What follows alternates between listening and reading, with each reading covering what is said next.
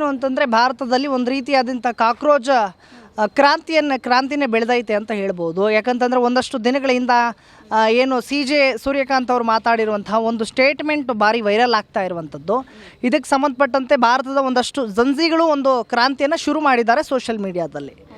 ಏನು ಅಂತಂದರೆ ಅದೇ ಒಂದು ರೀತಿ ಯುವಕರು ಪ್ರಶ್ನೆ ಮಾಡಿದ್ರೆ ಅವರನ್ನು ಕಾಕ್ರೋಚ್ಗಳಿಗೆ ಹೋಲಿಸಿದ್ದಾರೆ ಅನ್ನೋಂಥದ್ದು.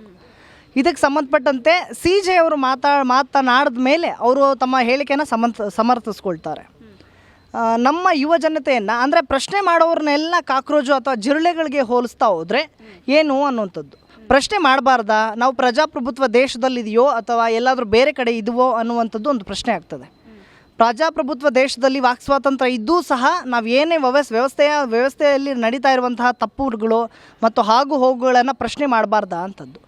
ಆದರೆ ಸಿದ್ದರಾಮಯ್ಯ ಅವ್ರ ಸರ್ಕಾರ ವಿಪಕ್ಷದಲ್ಲಿರುವುದರಿಂದ ರಾಜ್ಯದಲ್ಲಿ ಒಂದು ರೀತಿ ಕಾಕ್ರೋಚ್ T-ಶರ್ಟ್ ಬಿಡುಗಡೆ ಮಾಡಿರುವಂಥದ್ದು. ಈ ಹೋರಾಟ ಏನು ಜಂಜಿಗಳ ಏನು ಹೋರಾಟ ನಡೆಸ್ತಾ ಇದೆ ಆ ಹೋರಾಟಕ್ಕೆ ಒಂದು ರೀತಿ ಬೆಂಬಲ ಸೂಚಿಸಿದಂತಲೇ ಭಾವಿಸ್ಬೇಕಾಗ್ತದೆ.